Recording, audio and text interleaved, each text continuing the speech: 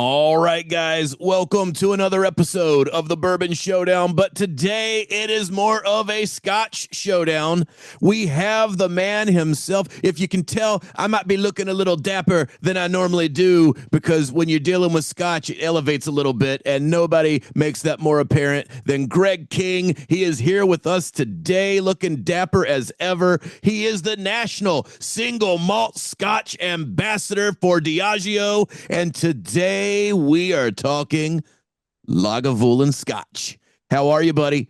I'm great. How you doing, Jesse? Thanks for having us. Hey man, I'm happy to talk some Scotch with you today as I am trying to expand my spirits arsenal and know understand more about what I'm talking about when people ask me questions. I figured I would go to an expert and we could talk through the ins and outs of Scotch with you today, all while drinking some of that delicious Lagavulin that we are having to that we have in front of us to drink through today. So I hope you're having a good day because I know mine's about to get better. Oh, I'm so excited for this. This is a whiskey that is my favorite in the portfolio. Lagavulin 16 is a classic everybody knows, and we're going to try some newer expressions as well. And excited to kind of walk you and your listeners through our portfolio. Well, I'm happy to have you here because there's so much that I feel the bourbon loving public want to know about Scotch, and as they start their Scotch journey, there's just so much that they.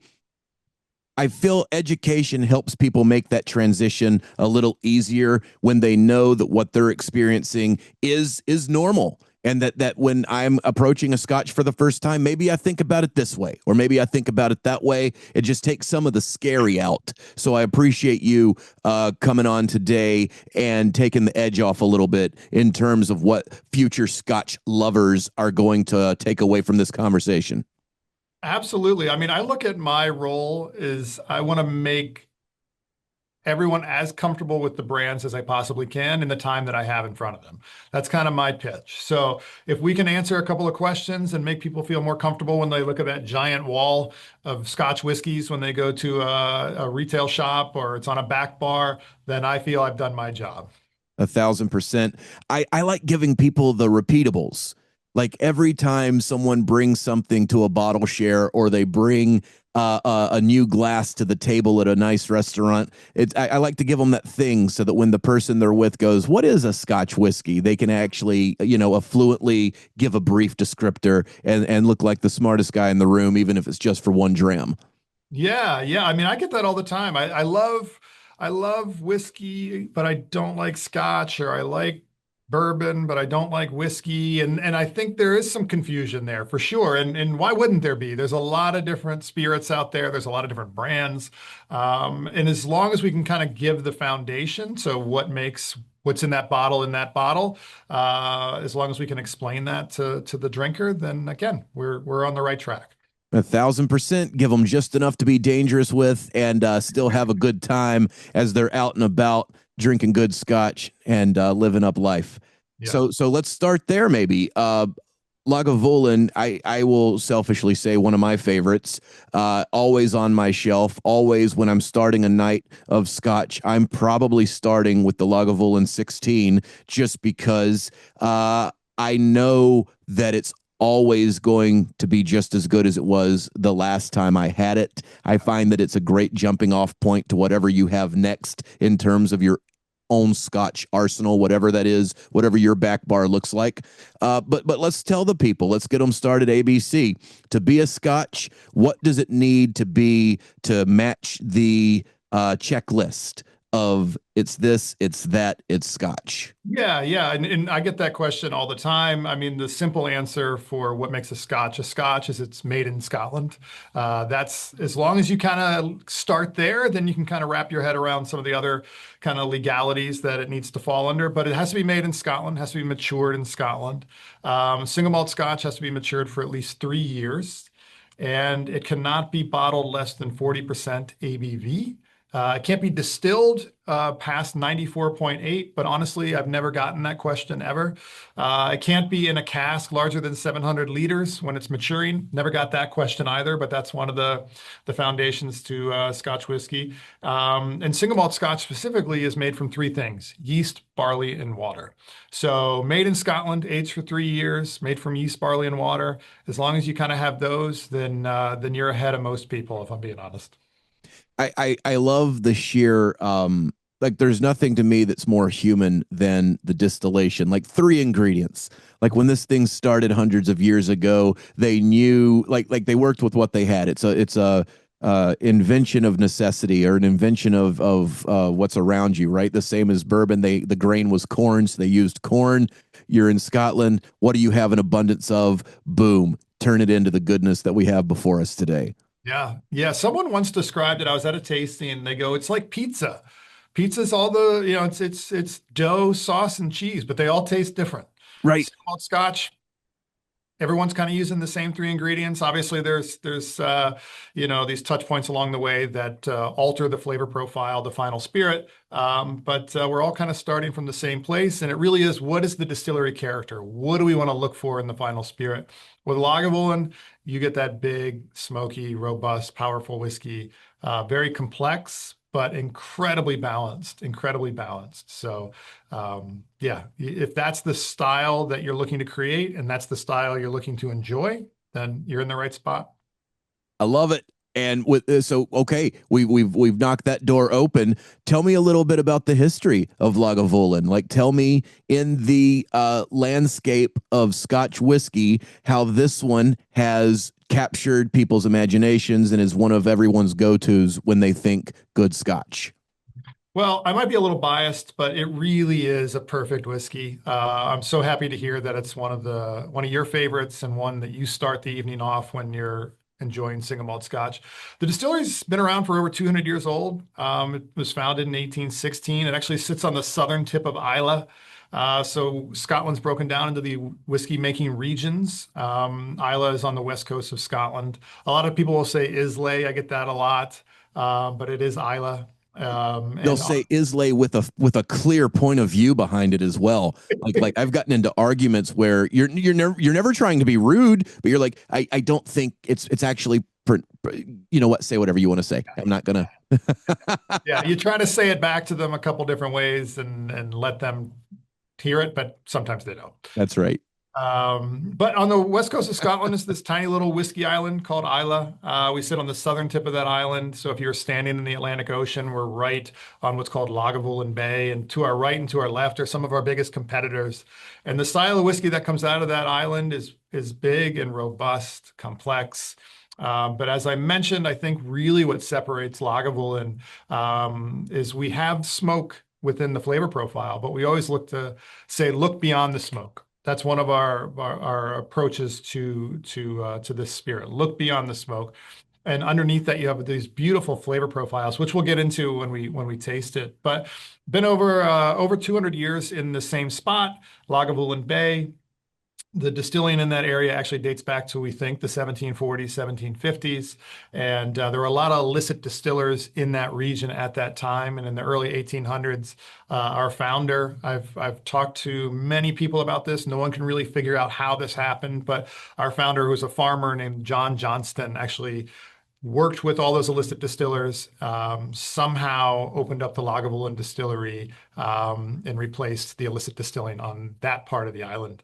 And yeah, I mean, we've had some different owners throughout the 1800s and early 1900s, but it's just one of these whiskeys that has such an amazing reputation. I always say somewhere along the line, someone sprinkled magic whiskey pixie dust on top of this, and it is just one of these whiskeys that everybody that loves this style loves Lagavulin 16.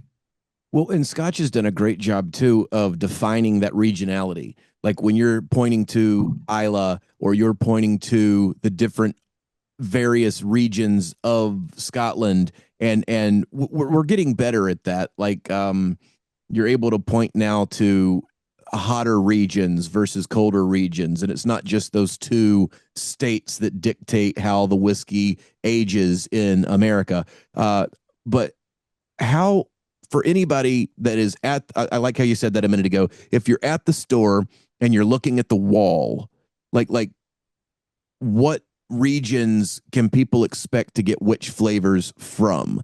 Like Sure. like like Isla, we've already established you've got that beautiful smoke from that peat that they smoke as they put it through the process. Yeah. What are the others, and what can people hope for when they pick up a bottle? Yeah, so Scotland is broken down into whiskey making regions, and traditionally, where the whiskey was made would affect the overall flavor profile, the final product. So, as we mentioned, Islay is known to be big and smoky and robust. But the way it's broken down is within Scotland, there's the Highlands in the north. They produce a wide variety of flavors. You can have very light, approachable whiskeys, and you can have big, powerful maritime whiskeys. There's the lowlands in the south. Not too many distilleries in the lowlands these days, but they traditionally would produce a softer style, more kind of floral, more grassy. And then you have the island chain, again, Islay. You have Campbellton.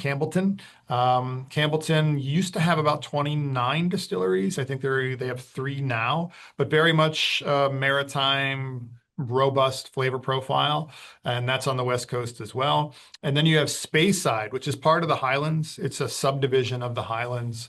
Probably one of the most famous styles is the Speyside style, and that's very soft, approachable, fruit forward. A lot of glens are coming from that region. Now, I will say the lines have become a little bit blurred over the years, just because now technology has changed, people's palates have changed. So distilleries that sit in, let's say, the Speyside region, they can produce any style they really want, but they've historically produced that fruit forward, approachable style. I always describe Speyside as the Napa Valley of Scotland. The majority of the distilleries are there, and they tend to be softer. And when you drive down the road, you see distillery after distillery, the same way you would see winery after winery in the Napa region of California. So again, depending on what style and where the whiskey's being made, it can affect the overall flavor profile. That's interesting how you noted the technology has changed production, because of course it has. So now I'm assuming it's been done. You know, every company has its cookbook, its own tried and true, been doing it forever. But with the technology updates that we've seen, now you can pick and choose if you want it done differently. And that's interesting that they recognize that this is what we're known for, and not altering the course too greatly. I could see that being detrimental, because people treat their scotch like they treat any brand that they love, like they're Lagavulin through and through, or Yeah. they're Oban through and through. Like, it's very rare that you see, like, well, not as rare anymore. I think the consumer has greatly expanded their love for all brands versus just one. So there's probably some leeway there, but it's interesting. I hadn't thought about the technology side of that yet. Yeah, yeah, and it's funny because when we talk about Lagavulin, we're talking about this smoky flavor profile. And the reason for that is using peat, utilizing peat to dry your barley. So again, if you kind of follow the timeline of single malt Scotch production, talking about technology, when they started really producing whiskey on a large scale, we're talking legal distilleries really started to take shape in the early 1800s. There were some earlier. I mean, Oban was 1794. And distillation, we think, in Scotland goes back about 500 years. But when we're talking legal distillation, the technology that they had was peat. So when you're drying your barley, you would use a peat fire and you would smoke your barley. So most likely, all distilleries at one time would have had a smoky element. It started to change in the mid to late 1800s. That's when really the technology started to take shape. And that was the ability to use coal to dry your barley, or coke. And then the trains were actually able to come in and out of the distilleries as well. So they're laying train tracks throughout Scotland throughout the 1800s. Now, if you think about that for just a second, that's very beneficial to distilleries like Oban, where you can have a train roll up to the distillery, drop supplies off, take whiskey out, helping it go global. Well, if you're on a small island on the West Coast, you're not getting any trains. There's no trains coming to you. So Right. historically, Islay has always produced peated whiskey, although they don't have to do that. We actually have a distillery called Kalila, which is the smoky element to Johnny Walker. We did a limited release just a year or two ago where we had an unpeated Kalila as a special release. So just something different. And now, if we're not using peat to dry our barley, which we are at Lagavulin, but for some distilleries that aren't, they're essentially using hot air at this point. So again, that's where the technology has shifted. So if you have a whiskey that's not smoky, it's most likely they've used hot air to dry the barley. You mentioned Johnny Walker. There was a Johnny Walker finished in bourbon casks. I don't know if it came out this year or the end of last year, but good Lord, man, talk about that freaking solid, the innovation that we are able to see in it's fun that the science is so good that there are no missteps. Yeah, We're able to tie it back to profiles that the consumer and the whiskey want, they go together. yeah. That came out very nice. It was a very tasty pour. Yeah, yeah, agreed. Whether, 90% of the casks in Scotland are going to be ex-bourbon casks. 10% will be some sort of wine, rum, fortified wine cask. But you're absolutely right. Stay true to the distillery character. There can be some experiments with cask maturation. And there's always experiments happening at different distilleries. But it's always fun, when you see something new from a distillery that you love, while staying true to the character from that distillery. So on that note, like most of them are finished bourbon cast we are for bourbon, new American oak. So you guys have the expansion of working within all of these different barrels just out of the gate. You didn't have to wait 200 years before it became cool to do it. Why?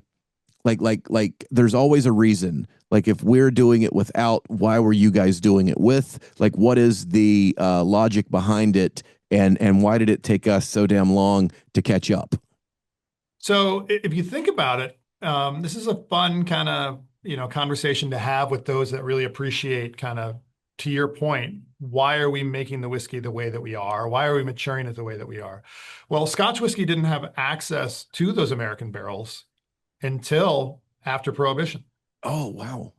Of course, but yeah, the time connection there, you forget that Yeah.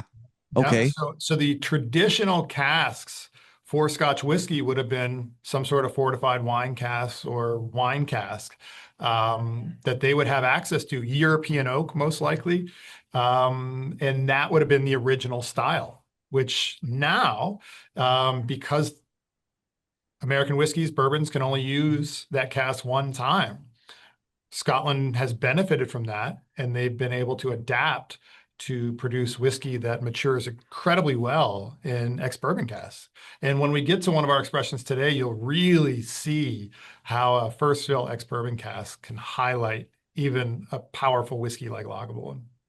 I love that. And that's such an economical answer as well. You have an entire industry that is creating what helps you make awesome liquid. Of course, pick that up. Mhm. That's freaking wild, man. So when people are experiencing this for the first time, like now that you've used, well, I'll take that a step back before we get into that part. When people are, or when blenders and distillers are putting together what they want something to be, how do they pinpoint which barrel they want to finish it in, if they want to at all? What is the experimentation or the mindset behind that blueprint? Yeah, I mean, it's really about, the quality of the casks, the distillery character, how active a cask can be, how long you're going to mature the whiskey, the style of the final product that you're looking for. All these things come into account when, let's say we're going to open up a distillery and produce a certain style. So Done. I'm in. Let's go. Me too. All right.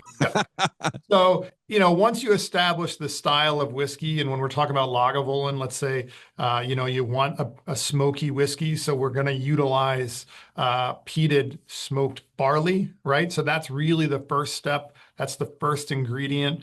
And then once you take that through production with your mashing, fermentation, distillation, and maturation, you'll have all these touch points. How long you're fermenting for, with Lagavulin, because we want a rich, powerful flavor profile, we actually ferment for about 55 hours, which around that time, 45 to 55 hours, you'll have all the alcohol you're going to get in fermentation.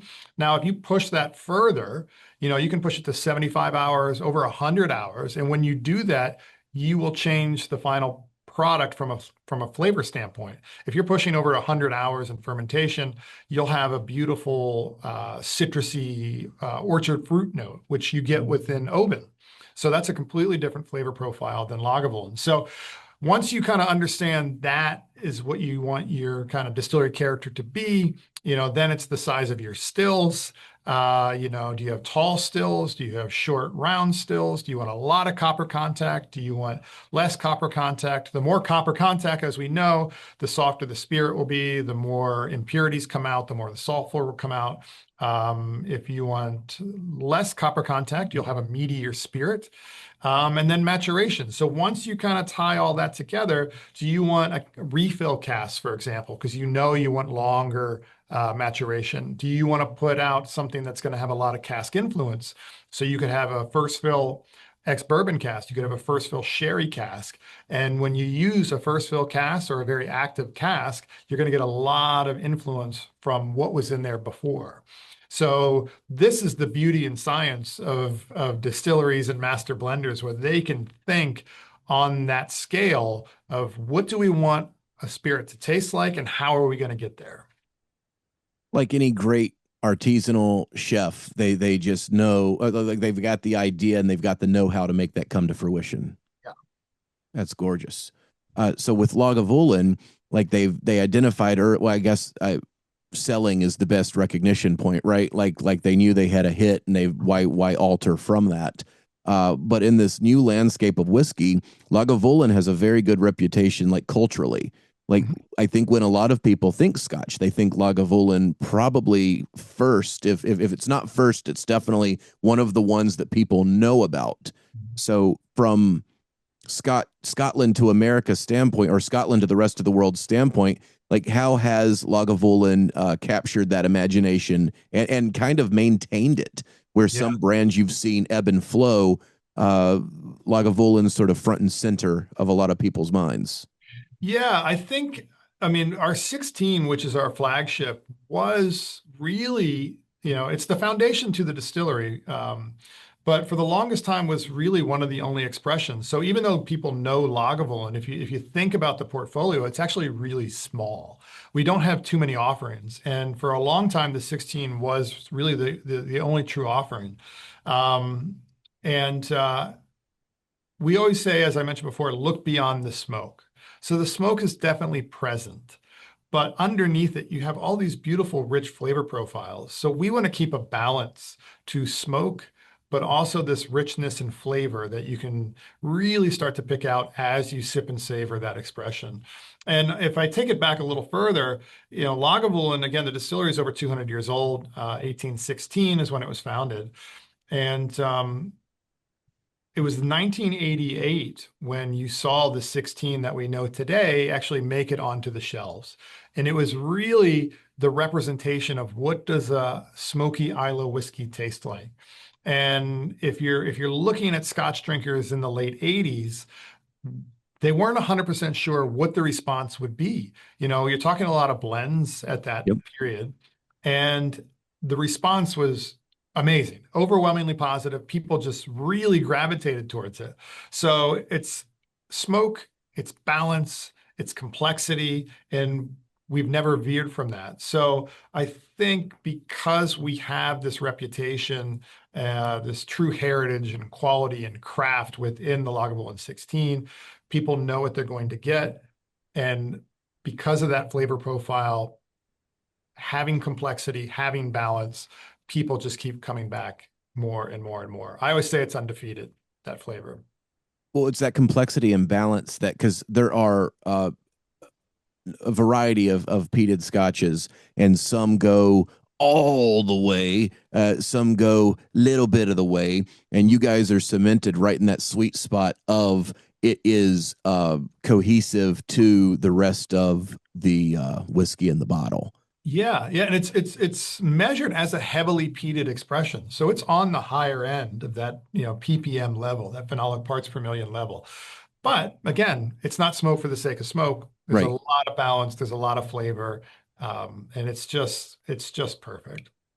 That makes a lot of sense then why it kind of rose to the top of the uh, visibility for the category itself. Because if you think about that time period in the 80s, even the single malts that were not smoky, they would have been less of a departure to the consumer's palate if they were used to blends and then they went single malt. This would have been a complete wow for them. Where if they Yep. were to go a single malt that was a little softer, a little fruitier, a little less smoke, it might have Yeah. been okay. So this is on par with the blends that were the blended that we're used to, and then Lagavulin, like a nice rock and roll kick, kind of oh, this is what different tastes like. So it wasn't. It was a unique to the market at the time. Yeah, yeah, for sure. And it's, we talked about production a little bit. There's all these juxtaposed things happening at the Lagavulin distillery when we're producing our spirit, where, again, we're smoking our barley, so we know we want a powerful smoked whiskey. But we have one of the longest distillation times. We can distill for about 10 hours in our spirits still, and that's a lot of copper contact. So we know we want to get to this place that has that complexity that we were talking about, but that balance as well. So when you have this long distillation process, you're going to take out a lot of those impurities, a lot of the sulfur. You're going to, what I refer to as, round those edges off. It's going to come across in your glass after a long maturation as well. So we have a slow distillation and a long maturation of 16 years. That's our flagship, not 10, not 12, 16 years. So after 16 years in cask, again, you're getting more of this kind of rich, earthy smoke, and it's not going to be sharp and ashy and in your face. It's been tamed, so to speak. So that slower distillation, that prolonged exposure to the copper, that's taking out those impurities, that takes out that could create once it's gone through 16 years in the barrel, that little speck that could have been left for if it had been a different distillation time frame, that could then grow into an impurity, or that could then grow into a flavor impurity that you don't see with you guys because Lagavulin has gone that extra mile. Yeah, Am I understanding that right? well, yeah, I mean, it wouldn't necessarily always be an impurity. It would just be a different flavor profile. So if you're looking for something that's a little bit more intense, let's say, then obviously you can tweak your distillation times. And then when you look at cask maturation, depending on the style of cask and what you're looking for, excuse me, you can again alter the final flavor profile. But at its core, it's got this rich, beautiful, caramel note, maritime note, again, sits right on the coast, right on the shore. And you get these beautiful kind of red fruit notes coming through. So malted notes, nutty notes, all of these things. But what we do with the production process and the maturation process is we want all that complexity, but as balanced and as seamless as possible. The way you're describing that, and of course I keep going back to the bourbon world. Like, it's so hard to get a rye whiskey done the right way because so many different things can affect the flavor at the end of the maturation and at the end of the whole 9 yards that it goes through. Like, that's what it's sounding like with to my bourbon brain for Lagavulin, is that by you guys letting it go longer, it takes out anything that could create a flavor you don't like, or that is not on brand for you guys, for Lagavulin, over the course of that 16 years in the barrel. Absolutely. Absolutely. I always describe it, and I may have just said this a couple of minutes ago. It's like all of these touch points. What Yeah, do we want it to be like in your glass? And Lagavulin, again, why I think people have responded so well to it is because of that flavor profile, is because of the quality, is because of the heritage and the craft that goes into it. Not that other distilleries don't have that as well. sure. I mean, again, we're in the golden age of spirits. There's so many amazing whiskeys out there. It's hard to find a bad one, really, because if it's bad, it's not gonna stick around very well. That's right. But people gravitate towards Lagavulin. And I'll be the first to say it might not be everybody's first choice. If you're new to the category, we of course love to introduce it to you. But those that love that style, they know us and they haven't left. I think it's very important that we emphasize that point as well. The beauty of whiskey right now is that there are so many different flavor profiles and different methodologies going into final product that we have these options. So there's no as you hear us talk about how good this is, there's still, we're not saying anybody else is bad. There's so many good whiskeys on the shelf right now, and that's the fun. You get to Yep. figure out what's right for you. You get to figure out what mood you're in. I love the fact, if it's warm outside, maybe I'll go for something a little lighter. Maybe I'll go if it's you know what I mean? Like there's so many good whiskeys out there that you can literally tailor them to the experience you're looking for that day, that moment. It's just a fun time in whiskey. Yeah, yeah. So not to veer too far off track, but speaking of time of year, the signature serve for the Lagavulin 16 is the spicy smoky margarita. Okay. So Okay. I if was going you to ask you. Okay. Let's explore that for a minute because now it's ODH, ADH me. Lagavulin margarita. I'm trying to pinpoint which flavor notes go with what in what you just said. so a lot of people that are seeking the margarita as their cocktail are quite comfortable with the mezcal margarita. Yep. Yep.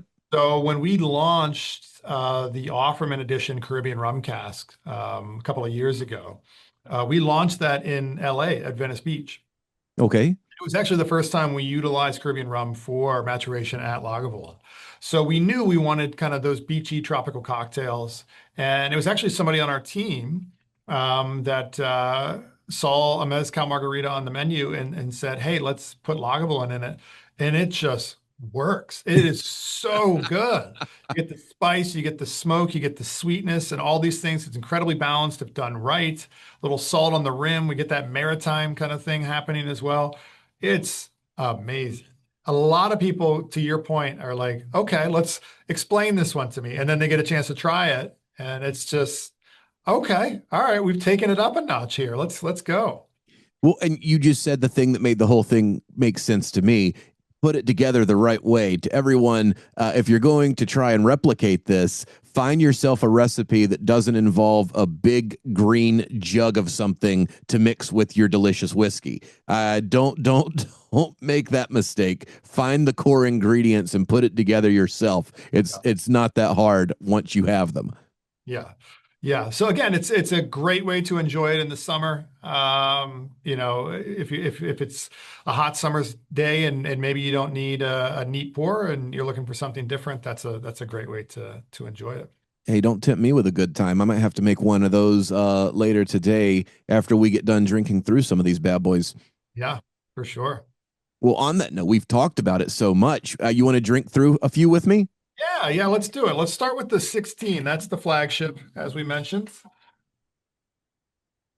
Oh, and as I said earlier, there's a reason this one is my go-to at the beginning of an evening. There's just it's warm, it's inviting, it's familiar. It's got all of the things that everybody's got their brand, and you can just identify that it's Lagavulin right off the nose. So there's we talk about mouthfeel all the time when we break whiskeys down. I like to talk about nose feel, right? So you can pick up on the nose, of course, the flavors, and we'll kind of walk through the flavor profiles here in a second. But there's also almost a viscosity on the nose. A There's a thousand warming on percent. the nose. It's between you and I. We're not wincing. We're not pulling back. It's drawing us in. It's comforting. A lot of people, I think humans they just gravitate towards smoke. Um, whether that's in a whiskey or a campfire or salsas or cooking, etc. And for me, there's a richness to it on the nose. There's a fullness in there as well. And I get, again, this kind of this briny I maritime was gonna thing say happening. the maritime is right there. I get smoke and I get ocean, and every time it just makes me smile. It's like there's that. Okay, this is what we're doing right now. A lot of times with this particular expression, and again, if you're familiar with the Lagavulin 16, you've probably had it before. But I like to say let the whiskey do the talking. And a lot of times when people take a sip of this, I let them just kind of enjoy it and just sit with it for a few minutes. All right, so it's someone's first time having this.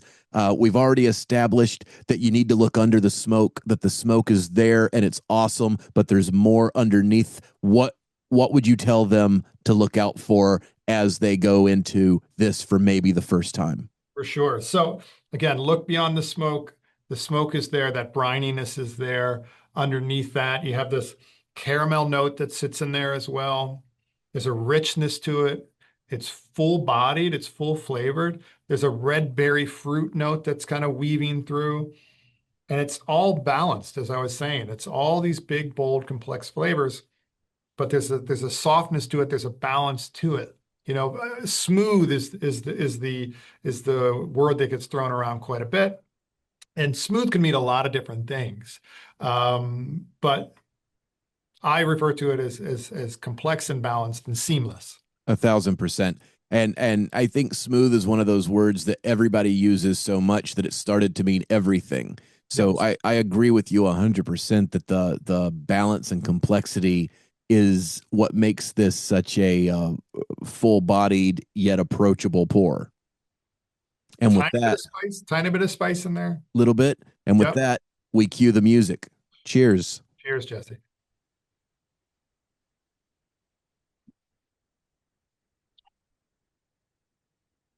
Mm. All day, every day. Yep. Good It's Lord. big up for me. It's big up front. A lot of those maritime, briny caramel notes are coming through. It's got an incredibly long finish. There's a richness on the back of the palate for me.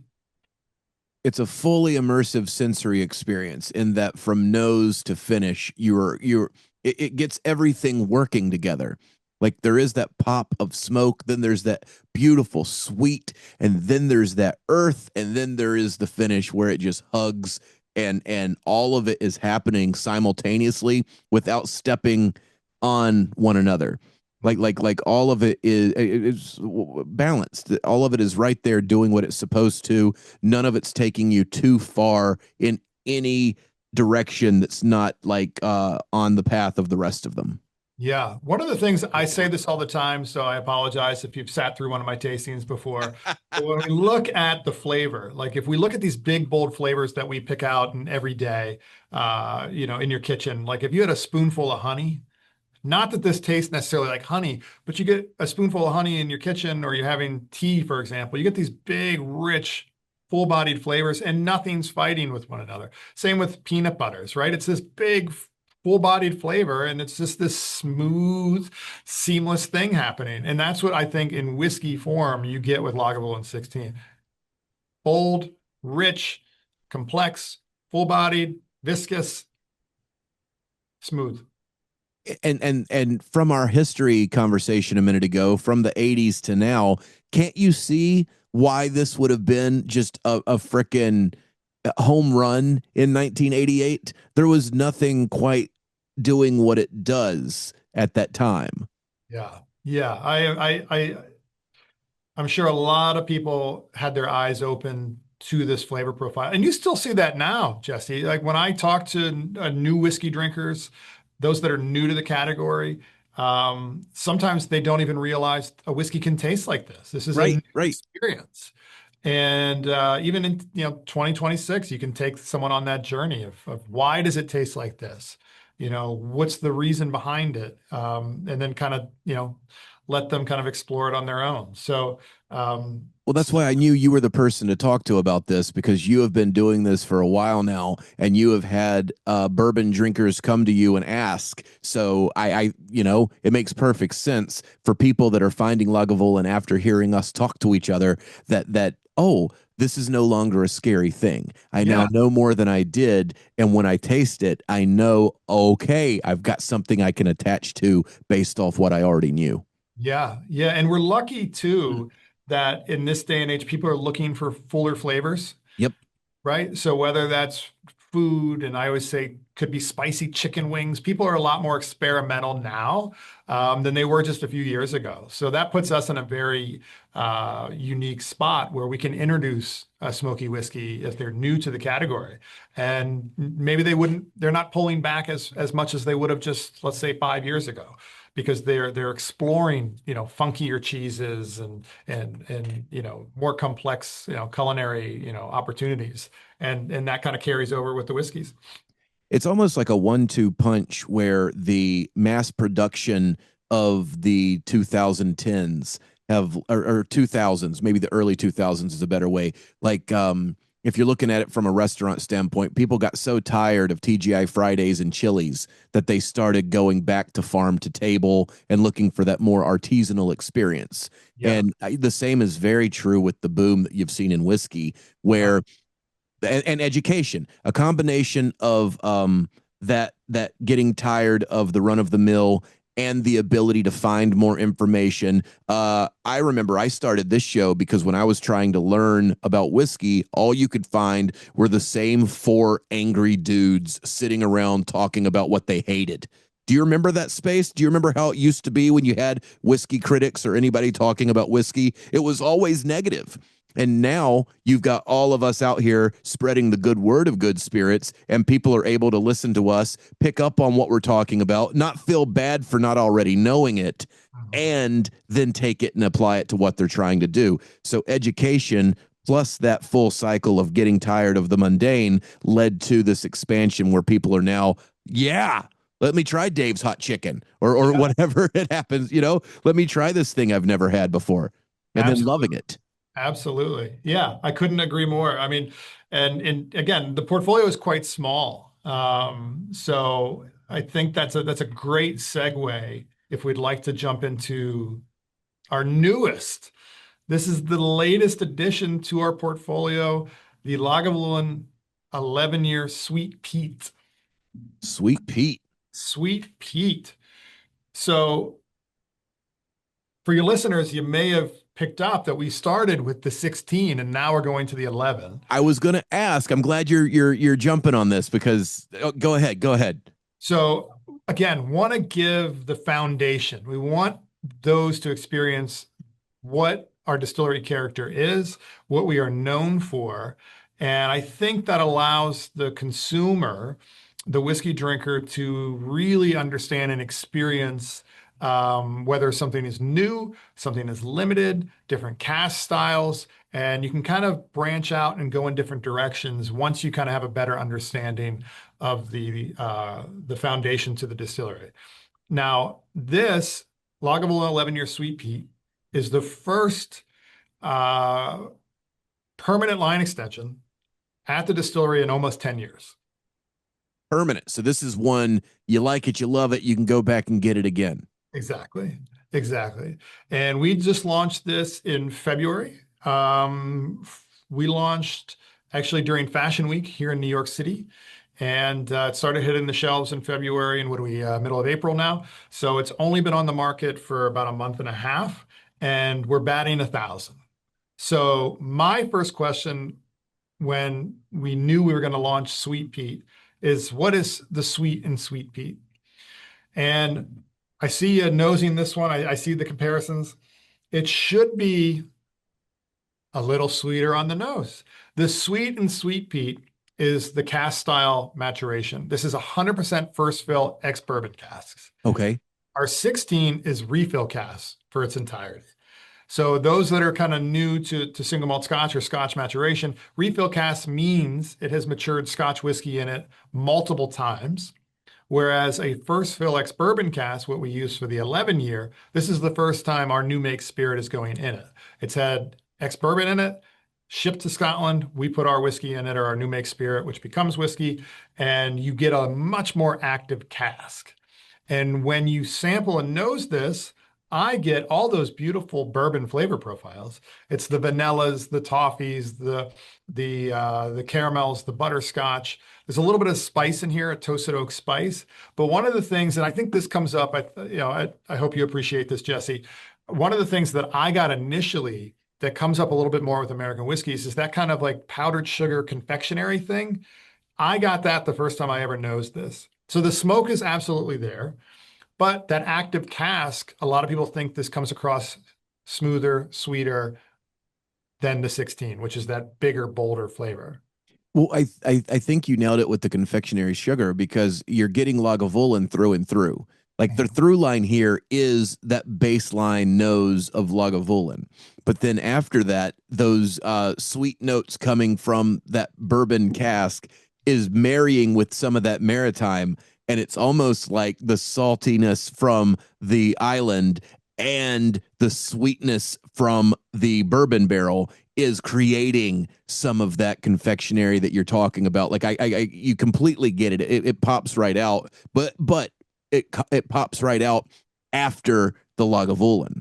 Like you immediately side by side get the notes that you would expect, and then when you dive into the sweet, the only being made from first that makes perfect sense as you're getting it's there's more of it in there,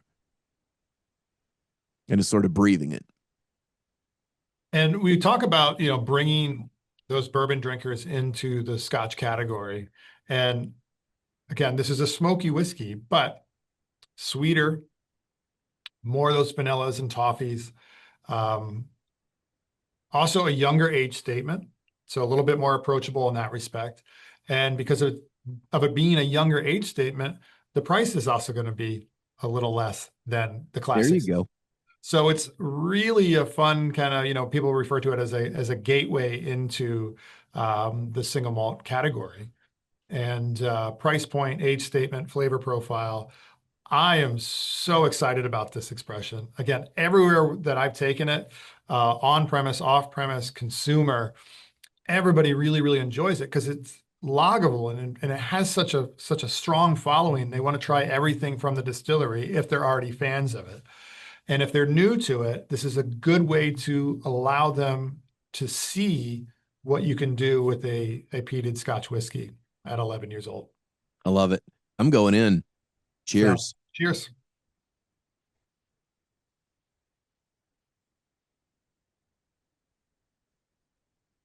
And this is why we started with the 16.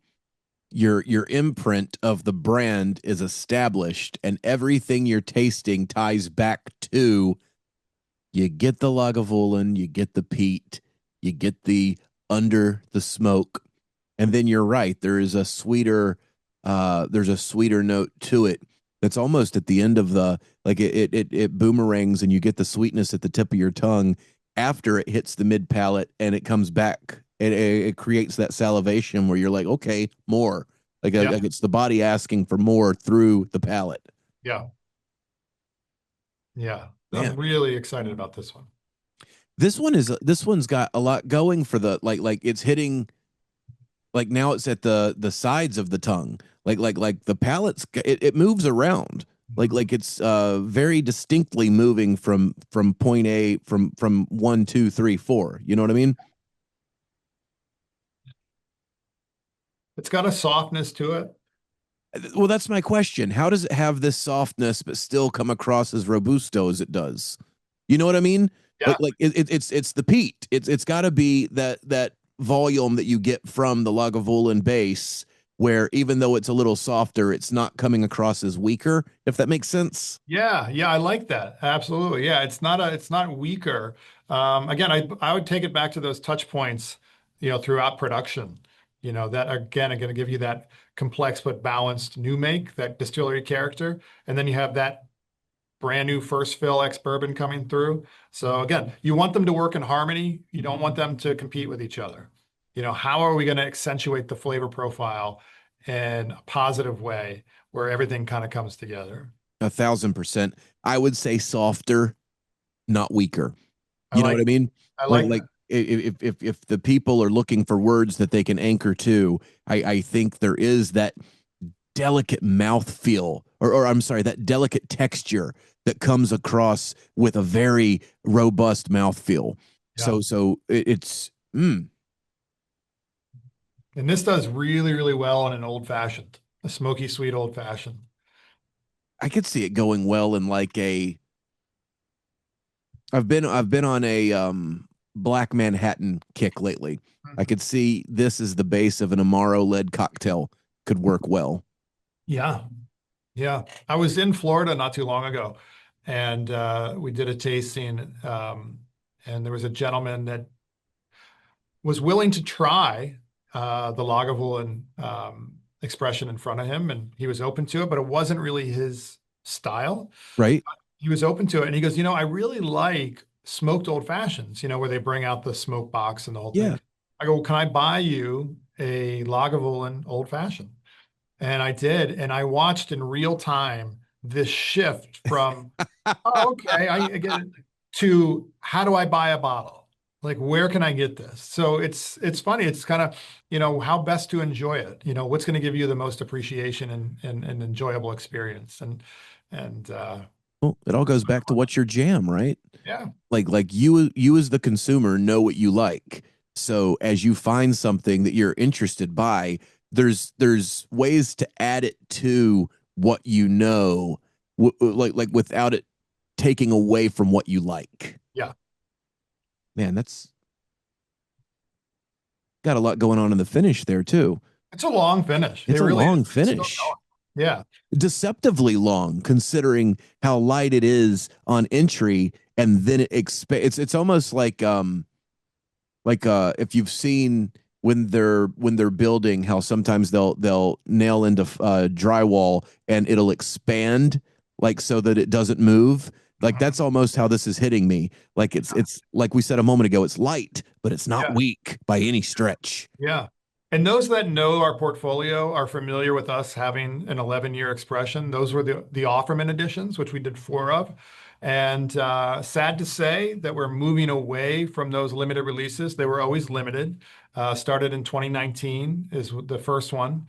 And now it's going to be replaced by this 11-year Sweet Peat permanent line extension. I love it. I love it. And also to anybody that knows me, you know how bizarre it was for me to have just made a construction reference. Be listening, like, when has he ever had to worry about putting anything into drywall? Like, well, I was making an analogy, people. That was delicious. Where should we? Okay, so we've had the 14, Yep. we have had the 11. Oh, we had the So, 16. well, I'm sorry. Yes, yes. We've had the 16, we've Yep. had the 11. And so now I guess we end on the 12. I would end on the 12. What is your logic here?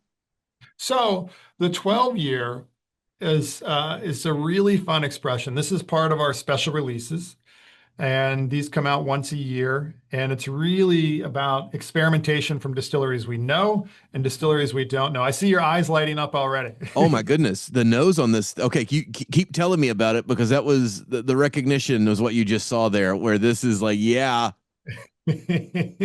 So with our special releases, we do them once a year. We take about 8 or 9 of our distilleries and we showcase them in a different light, a different way. And Lagavulin is always part of our special releases. The distilleries will change year to year. The age statements will change year to year, but each year we've historically done a Lagavulin 12. And just a fun little fact, it's always a 12 for the Lagavulin special release, even though Oban's age statement will change and Talisker, et cetera. And it's a nod to the first Lagavulin actually to ever hit the shelf as a standalone expression. So in the early 80s, prior to that 16, there was a Lagavulin 12 that didn't really last that long. But we always want to, pay respect to that expression. Now, what we've done here is we're at cask strength. This is at 58.5. And we typically are using refill casks for our 16. We're using first fill ex bourbon for the Lagavulin Sweet Peat 11. And this is refill casks with a combination of Oloroso and Pedro Jimenez sherry maturation. There are not too many sherried Lagavulins out there, so that's the spin on the 2025 release. What do we get when we combine Lagavulin Lagavulin refill casks with some sherry influence? So this is a unique kind of variation of what we typically release from the distillery. Well, and that comes across in the nose immediately. Like you saw me light up. That was the recognition of that sugar and knowing that that's okay. Here we go. Yeah.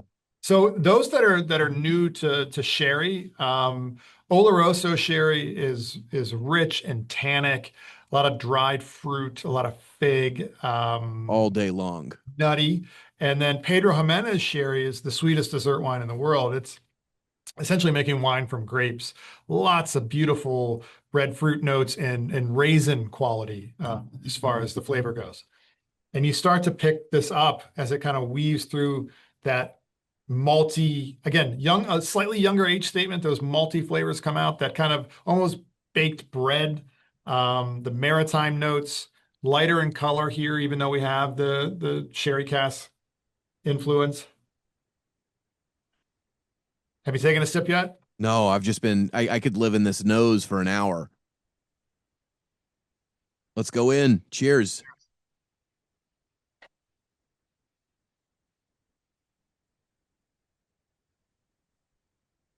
Good Lord, Greg. It builds. I was going to say, this is like a snowball effect.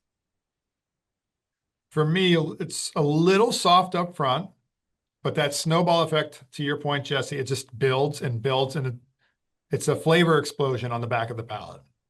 It is so Lagavulin. And my favorite part about this is that it's Lagavulin first and sherry second. Mhm. Like there's no, and I would say the same about the sweet peat. Like the thing I love about properly executed scotch is that what the flavor profile that the brand is known for has to be front and center, and that is the case with everything we've tasted through today, Yeah.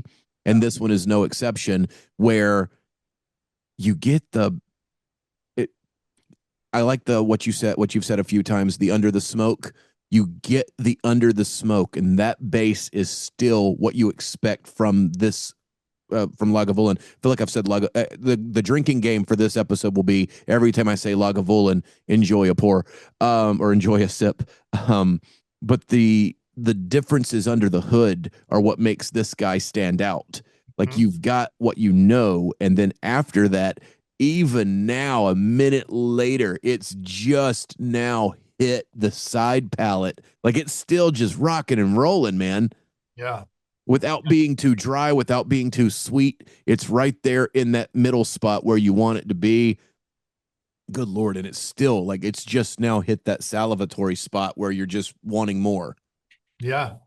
Yeah. And the beautiful thing too, I mean, to your point, we have that powerful distillery character. And what casks can we work with? And Pedro Jimenez is a very powerful flavor profile, but you have the big, bold intensity of the Lagavulin, and you partner that with Pedro Jimenez and Oloroso. And again, they work together. It's not going to be overpowering. You still get the distillery character coming through, but you get these other subtle notes on top of it, and it just builds and builds. Well, and one thing I find with a lot of sherry finished that if they're not done appropriately, it is hard to have that second bowl of cereal. Like when you go back for more of it, it will eventually just dry you out, and you'll get that second bowl of cereal mentality where you're done with it because it's overpowered you. This Yeah, is not that. Like you go back for more and it's building on itself versus overtaking the palate. I just added a little water. Again, we're at cast strength here, so play around with some water if you'd like. Yep, yep.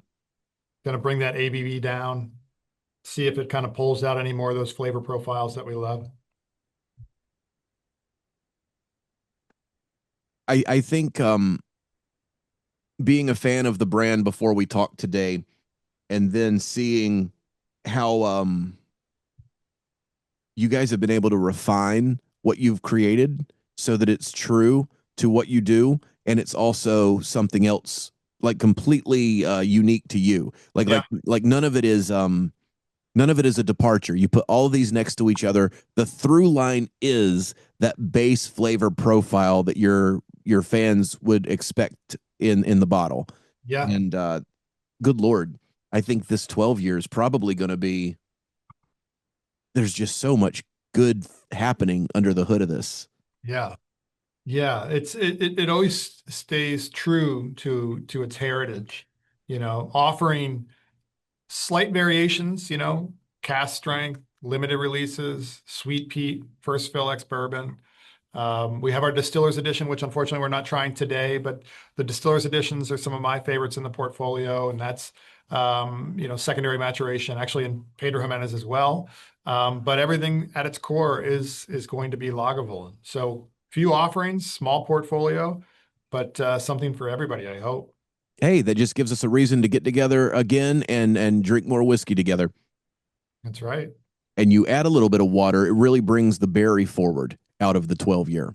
Yeah. Like just a splash, just a drop of water, and all of a sudden those berries are right back in the conversation more than they were when it was pre water. Yeah.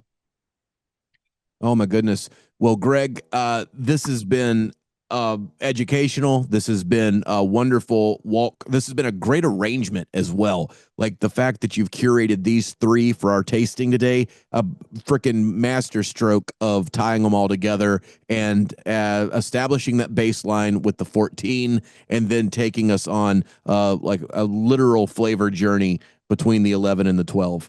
So thank you very much, my friend, for coming on the show and talking us through all the good things Scotch has to offer. Specifically, get ready for it, some Lagavulin.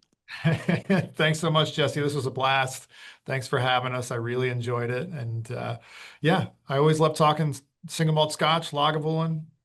It's a good day. It's a good start to the week. It's yeah. There's no way the rest of the week lives up to what Monday has brought. And I'm up in New York all the time. I used to live in NYC. So next time I'm in town, we've got a handful of mutual friends. I'll let them know that I'm there, and you and I can meet up and grab a pour. Sounds good. Looking forward to it. Thank All right, you. buddy. Thank you so much. Cheers. Cheers.